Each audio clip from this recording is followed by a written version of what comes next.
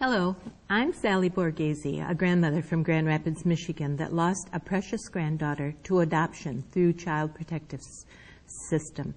Like most people, I did not wake up to the corruption in our courts until it reared its ugly self by jumping into my life. The lady's picture you see is Georgia Senator Nancy Schaefer, who had become a hope for families dealing with Child Protective Service and family courts across the nation. Nancy was taken from her advocating for families one night in March when she and her husband were murdered while they slept.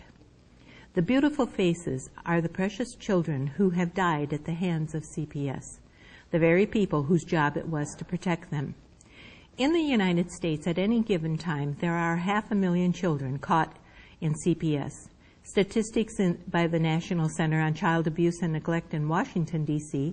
show that more children die while in state care versus parental care. CPS is one of the most evil and corrupt branches of government in America. The social workers on CPS cases use false allegations to remove children from parental care and present these allegations in family court. In family court, juries are not used, due process is seldom provided, and hearsay is permitted. Parents are guilty until proven innocent. Yet parents are not allowed to speak in their own defense. Most end up handling their cases pro se, as they cannot afford an attorney. Family court is a court where corruption and bias abound, where cases are decided before anything begins in the courtroom, where judges give favor to attorneys and social workers of their choice. Judges will in most cases just terminate parental rights. This is done for the federal funding that the states obtain with the removal of each child. The funding comes from your Social Security Title IV. What this means is that we are really paying into Social Security to provide the revenue for the states to remove our own children from us. This funding also increases the retirement funds of our judges. Child Protective Service is a business costing taxpayers billions each year.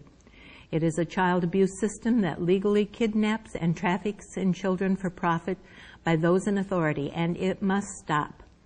Children removed from families disappear into this system and sometimes are lost in the system and can no longer be found. They are put into homes that in many cases are worse than the homes they came from, or sold for sex trafficking.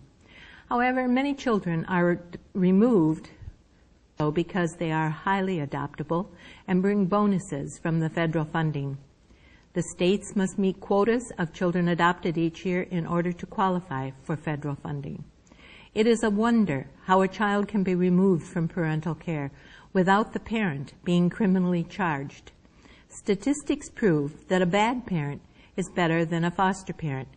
If a parent lacks the ability to parent, then let's teach that parent to parent better for the sake of the child. Unless, of course, there is parental abuse to that child, and that should become a criminal matter and the child removed. Biological bonding is totally ignored in family court. However, in most cases, children will return to their birth families upon becoming of age.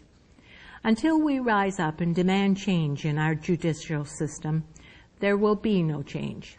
Family is the very foundation of this nation, and if our courts are allowed to continue tearing families apart, then our society is lost. Thank you for listening, and may God bless our children.